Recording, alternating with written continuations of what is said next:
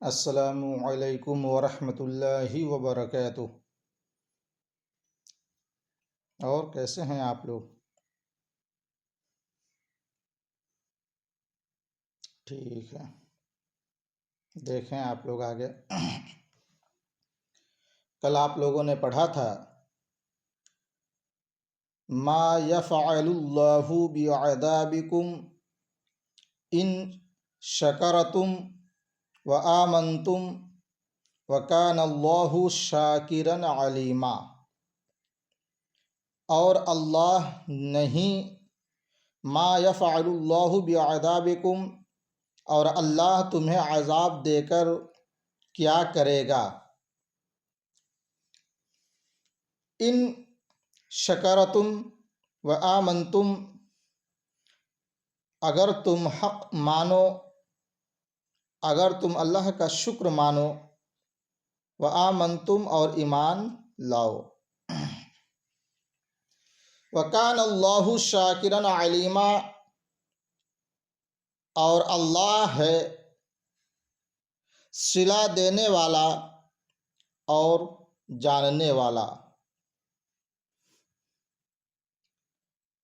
یہاں پر سورۃ النساء ہے اور 5 پارہ مکمل ہو گیا۔ آپ لوگوں نے 3، 4 اور 5 یعنی تیسرا پارہ، چوتھا پارہ اور 5واں پارہ آپ لوگوں نے مجھ سے پڑھا، اور آج سے 6واں پارہ شروع ہوتا ہے۔ پہلے ترجمہ دیکھ لیں، پھر تفسیر کی طرف رخ کیا جاتا ہے۔ لا يحب اللہ الجہر بالسوء من القول الا من ظلم وکان اللہ سمیعا علیما۔ لا يحب اللہ الجہر بالسوء من القول الا من ظلم وکان اللہ سمیعا علیما۔ اللہ پسند نہیں کرتا بری بات کا اعلان کرنا۔ لا يحب اللہ الجہر بالسوء من القول، اللہ پسند نہیں کرتا بری بات کا اعلان کرنا، الا من ظلم، مگر مظلوم سے۔ وکان اللہ سمیعا علیما، اور اللہ سنتا جانتا ہے۔ ان تبدوا خیرا او تخفوه او تعفوا عن سوء فإن اللہ کان عفوا قدیرا۔ ان تبدوا خیرا او تخفوه او تعفوا عن سوء، اگر تم کوئی بھلائی اعلانیہ کرو، او تخفوه، یا چھپ کر، او تعفو، یا کسی کی برائی سے، عن سوء، او تعفو عن سوء، یا کسی کی برائی سے درگزر کرو، فإن اللہ کان عفوا قدیرا، تو بے شک اللہ معاف کرنے والا، قدرت والا ہے۔ ان الذین یکفرون باللہ ورسولہ ویریدون ان یفرقوا بین اللہ ورسولہ ویقولون نؤمن ببعض ونکفر ببعض ویریدون ان یتخذوا بین ذلک سبیلا۔ وہ جو اللہ اور اس کے رسولوں کو نہیں مانتے اور چاہتے ہیں کہ اللہ سے اس کے رسولوں کو جدا کر دیں، اور کہتے ہیں ہم کسی پر ایمان لائے اور کسی کے منکر ہوئے، اور چاہتے ہیں کہ ایمان و کفر کے بیچ میں کوئی راہ نکال لیں۔ لا يحب اللہ الجہر بالسوء من القول الا من ظلم۔ اس آیت کا تعلق پچھلی آیت سے چند طرح سے ہے۔ پہلا تعلق یہ ہے کہ پچھلی آیات میں اللہ تعالیٰ نے منافقوں کی پردہ دری فرمائی تھی، اب اس کی وجہ بیان ہو رہی ہے کہ چونکہ منافقین ظالم ہیں، مسلمان اور اسلام مظلوم ہیں، ظالم کی پردہ دری کرنا اچھا ہے تاکہ دوسرے اس کے ظلم سے بچیں، اس لیے اس ستار عیوب نے ان بد نصیبوں کی پردہ دری کی۔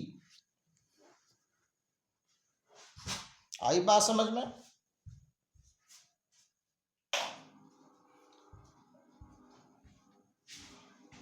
دوسرا تعلق پچھلی آیت سے یہ ہے کہ پچھلی آیت میں ارشاد ہوا تھا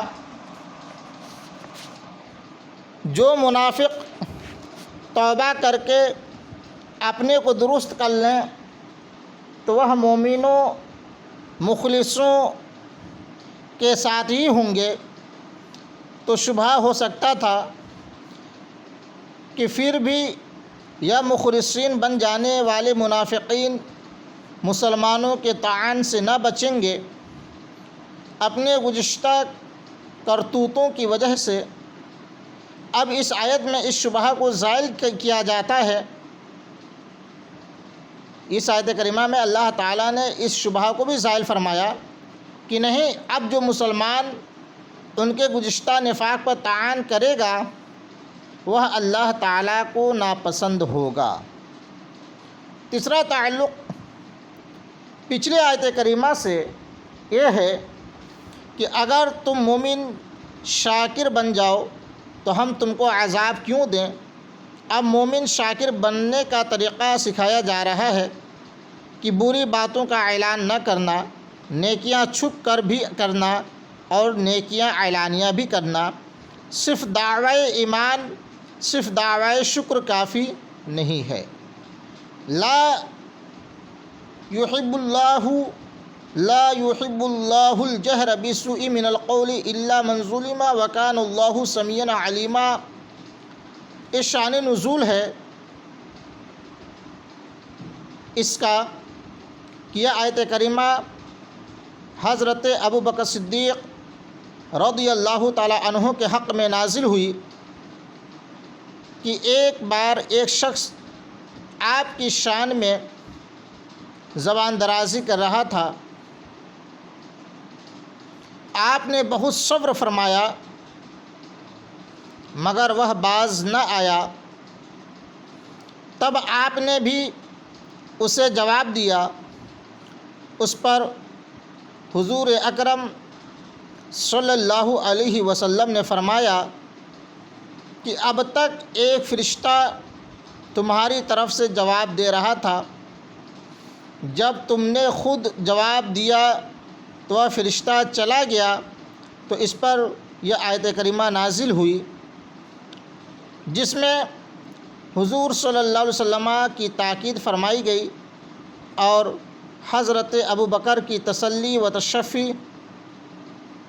تو سیدنا حضرت صدیق اکبر کا یہ جواب دینا ناجائز نہ تھا کہ وہ مظلوم تھے، اور محبوب اکرم صلی اللہ علیہ وسلم کا یہ ارشاد بیان افضلیت کے لیے ہے۔